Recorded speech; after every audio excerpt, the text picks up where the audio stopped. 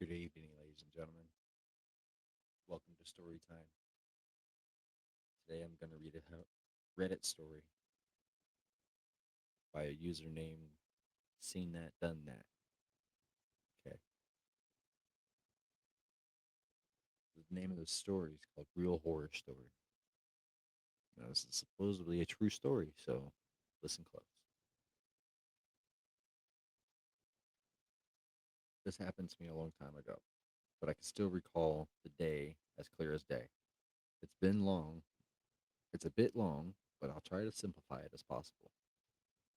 When I was young, maybe 5 or 6 years of age, my family moved over to Hungary from the UK due to my father's job requirements. In the early 1900s, when the dissolution of the Soviet Union had turned the Socialist Republic to liberal democracy, allowing large corporations finally to enter the country and establish a foothold in the land of opportunities. My father was from one of those companies. We bought a large mansion-like house in Budapest. The house was large with 4 rooms and a large front and backyard. I was told the house was considerably cheap compared to its large size. Our parents thought it was because the country was under communist rule that everything was so cheap. A few months had gone by, me and my sisters were getting settled in nicely. It was great having a huge backyard, and the school was fun. We were sent to one of those newly established American international schools, the ones that have Christian backings. Anyway, it was not really. Anyway, I was not really into religion and found the teachings of the Bible boring at most, but at least the hamburgers and pizzas were cheap. More weeks went by, and we were now completely at home in our new house. But then things got weird really fast. I shared my room upstairs with my sister, and we would talk ourselves to sleep every night. But one night, we were both really tired from some vigorous backyard playing, so we fell asleep almost instantly that night. I was awoken in the middle of the night from a glass of water, looking for a glass of water. As I awoke, I took a glimpse towards my sister's bed that was on the other side of the room. Then I saw it. In the dark room, on her bed, my sister was sitting up. I couldn't see her properly, only her shadowy silhouette. Before I could say anything to her, she lay back down. But it wasn't a normal lay down. She just slammed into her bed like you would when you were frustrated. Odd, I thought, but I didn't give much thought to it. My need for a glass of water was a higher priority. But just before I got up from my bed, I saw her sit up again. She just sprang up, and it was too weird, and I froze. Then she slammed herself back down into the bed, and then sprung up again, slammed down into her bed again and again. The bed shook, making squeaky noises every time she slammed into her bed. I couldn't move. I couldn't breathe. I just lay still in my bed, looking at my sister's shadow just sit up and lay down again. I didn't know how long it had been. It seemed like hours, but she stopped. She sat there very still. Dark silhouette now seemed even darker and black. Then she slowly turned her head towards my bed. So I shut my eyes and as hard as I could, hoping that she was hoping that it was all just a bad dream. Moments passed and I mustered the strength to open my eyes. I looked towards my sister's bed and was met with a dark blacked out face fully turned towards me. Panic started to set in, my heart pounding mad, and I wanted to scream, but my mouth was frozen shut by fear. Cold sweat built up, and silence filled the room. Fear was overwhelming, and I couldn't stand it.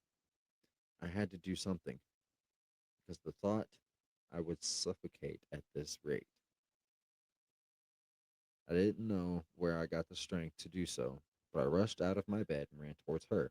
I came up to my sister's bed so fast, by the next minute I saw my sister laying down in her bed, fast asleep, the dark shadow gone like a mist. I frantically shook her awake. My sister woke up to my cries and shaking, confused, and still half asleep.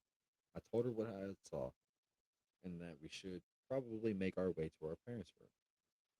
But my sister laughed it off, saying it's not funny. She doesn't believe in supernatural stories. I had no choice but to go back to bed, as I wasn't about to let anything happen to my little sister. That's brave. That night, I couldn't sleep, and I watched my little sister all through the night. Thankfully, nothing happened through the rest of that night, but I couldn't shake off the eerie feeling that something was amiss. After that night, everything seemed out of place. The house that we were comfortable to run around in didn't look the same. There was something about it that gave me the creeps, and soon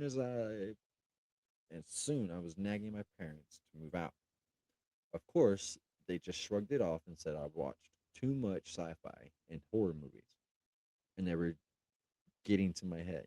Days passed, and I was losing sight about the eerie feeling of the house. Life seemed to fall back into place. I almost forgot about that incident, but they were far from over. I woke up one morning from screams by my mother, who just came out from her room that morning. She was looking at me as I was hanging from the side of the second floor staircase, upside down like a bat. As soon as I came to my senses, my legs gave away, and I would have fell head first if it not for my father, who had rushed out, hearing my mother's screams. My father grabbed a hold of my legs just as they were giving away. I was diagnosed with sleepwalking. The doctor said it was common in children and attributed them to sleepnesses and nightmares. My parents banned me from watching horror movies or any kind of contents that may fuel my nightmares. But after that day, I kept on sleepwalking, and every time would wake up hanging upside down from something. My parents were highly religious and became worried about it. Talk of exorcism and demonic possession were quickly brought up, and I remember a priest visited us not long after. A priest first visited our room. He was in there for a while, a good hour or so, and cautioned us not to enter until he deemed it safe. When he came out of when he came out of there was an uneasy expression on his face. He started looking around and muttered something, maybe Latin. I wasn't sure. Then he eventually made his way downstairs again. Then he stopped and looked up. He was stand he was standing looking up at the ceiling with a face expression that chilled me. Something about his expression just said supernatural. The ceiling was located right beneath where our room was. Then he motioned my parents over and spoke to them for a moment. My parents' face turned white, and we all moved out and rented a hotel that day. The next day, my parents hired construction workers to tear down the ceiling located under our bed. They found a small trap door in the ceiling, and when they opened it, they found a small bag of bones from some small animal, maybe a chicken or something. But also inside the small compartment, there was a small doll made of the same bones from the bag, hanging by a small thread upside down. Needless to say, my parents sold the house and we moved out immediately. We stayed in Hungary for another year after that and returned to the UK. My parents' religious belief and faith had tripled over that. As for me, I had strayed alien to Christianity. I had strayed alien to Christianity. I'm not an atheist and I'm still believe in God, but all the churches make me uneasy for some reason. I stopped going when I entered college and never been to one ever since.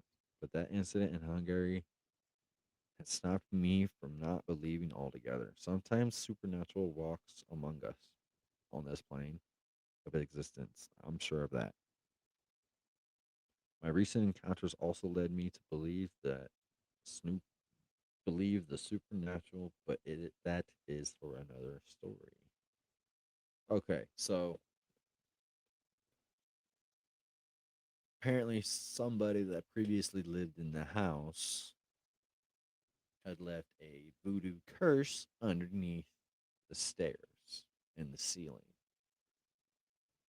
which is kind of creepy if you ask me. Believe it or not, that is kind of creepy. So, and the little boy was experiencing sleepwalking and was waking up hanging upside down from the banisters and everything else. It's like How is that possible? Other than it being supernatural. So if you believe in the supernatural, go ahead and leave a comment down below. Some of the let's read some of the comments from the story. Like some other Reddit users leaving comments. One of them says, "Creepy ass story, holy, love it." Uh, Next comment was, "Wow, what an incredible, well written story. Gave me chills. I'm glad your family was able to move out. I'm also curious as to what the priest said in the history of the house." Okay, so who OP gives us a backstory of what the priest said, and let's see what he says uh, on the comment below. Honestly, I didn't think to do so for some time, but it put well, okay. Here's another one. Did you ever ask your parents what the priest told them? OP responded, "Honestly, I didn't think so. Just I didn't think to do so for some time and put it past me. In later years, though, I got around to asking about it. Frankly, my parents forgot about the incident too by that time. They didn't really tell me the whole story, whether they thought it was best. I didn't know the real forgot or they really forgot. I'm not sure, but they said the priest told them the house had a strong pagan ritualistic signs and probably cursed. Well, he said it needed to be blessed, which my parents as in, took it as being cursed. Okay, damn. So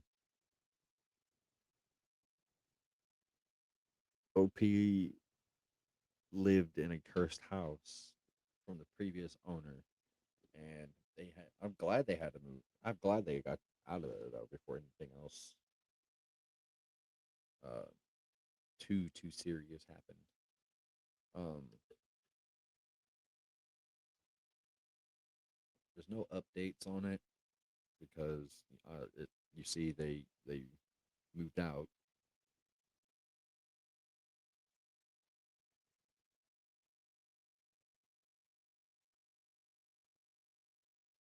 OP also responded to another comment.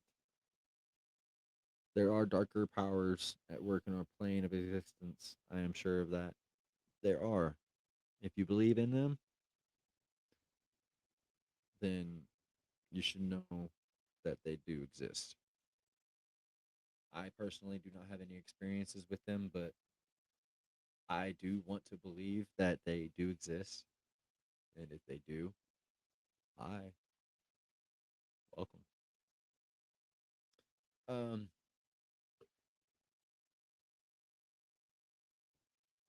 Also, OP also responded 16 days ago. I can assure you that the story is very real and one that haunts my mind to this day.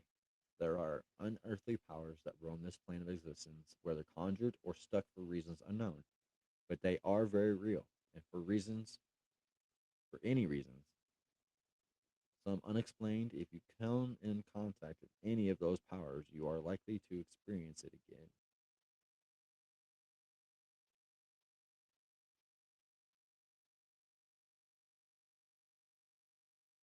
Like another commenter says, "Your story gave me goosebumps, and I am not one who is easily frightened." OP responds, "I believe you. I had experienced some very disturbing things over the 40 so years of my life. And even so, this particular experience still has me sweating on my back every time I think back to it." Well, OP, I'm glad that you and your family are doing better now. Um, Obviously, this was a 5-year-old story, but dang, that That's rough. That is tough. Um, I wouldn't know what to do if something I woke up hanging upside down. I wouldn't know what to do. But congratulations for getting out of the situation and moving on with your life.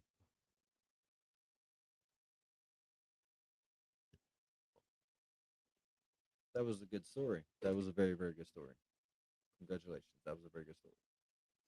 So, if you appreciate stories, spooky stories like that, let me know in the comments. Hit that like and subscribe button. Go ahead and holler out. Maybe I'll do another story like this on another day. Welcome back to the channel. Sorry you were late. You can always rewind it and watch it back or just listen. Up to you. Have a good night. See you guys on the next one.